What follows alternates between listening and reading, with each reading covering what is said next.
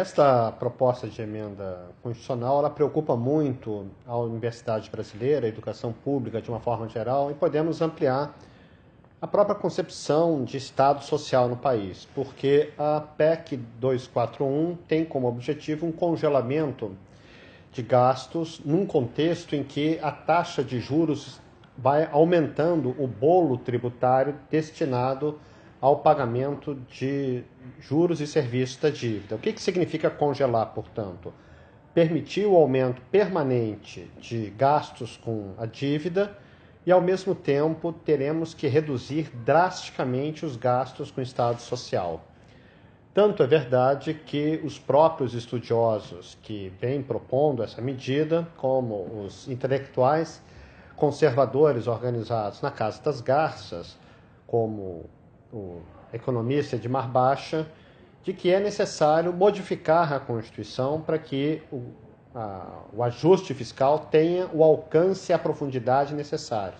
O que significaria hoje mudar a Constituição? Fundamentalmente, o fim da gratuidade das universidades públicas, teríamos a desvinculação de receitas tributárias para educação e saúde, uma redução da universalidade do SUS, o que significa, obviamente, que o SUS deixaria de ser um sistema universal, desvinculação dos benefícios sociais da Seguridade em relação ao salário mínimo, em suma, um conjunto de medidas que expressa de forma contundente uma quebra nos principais direitos sociais assegurados na Constituição Federal de 1988. Então, estaremos dentro de um contexto de muita diversidade para os direitos sociais no país e a educação pública seguramente em risco.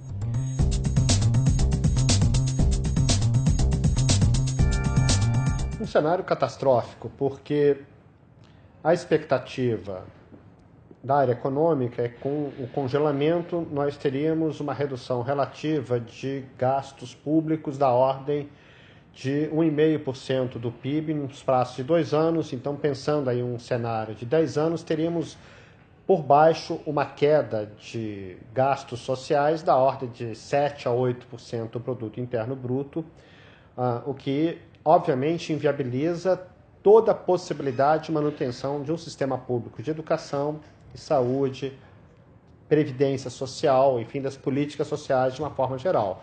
É importante destacar que hoje o gasto educacional no Brasil, todo o gasto, somando os municípios, estados, tudo, temos aproximadamente 5,5% do produto interno bruto. Então dá para imaginar a escala do que significaria hoje termos uma perda de verbas públicas da ordem de 7% do PIB num prazo de 10 anos.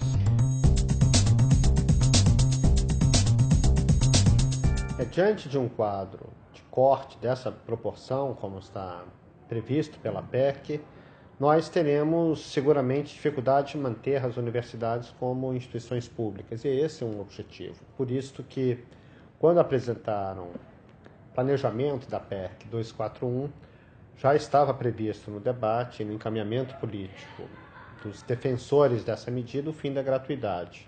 Em outras palavras, como o Estado deixaria de financiar as universidades públicas, teríamos um peso crescente do custeio feito pelos próprios estudantes, o que é uma aberração em termos dos princípios constitucionais e republicanos, porque temos nos povos outras alternativas para a cobrança de mensalidade, como, por exemplo, uma tributação proporcional à renda e ao patrimônio. O imposto progressivo responderia às necessidades de receitas para a manutenção das universidades. É importante destacar que isso, no Brasil, tem repercussões graves, não só na formação humana, mas também na produção do conhecimento, na medida em que o grosso da ciência no Brasil é desenvolvido, o fundamental da ciência no Brasil é desenvolvido hoje nas universidades públicas, né, que são responsáveis por mais de 85% da pesquisa no Brasil.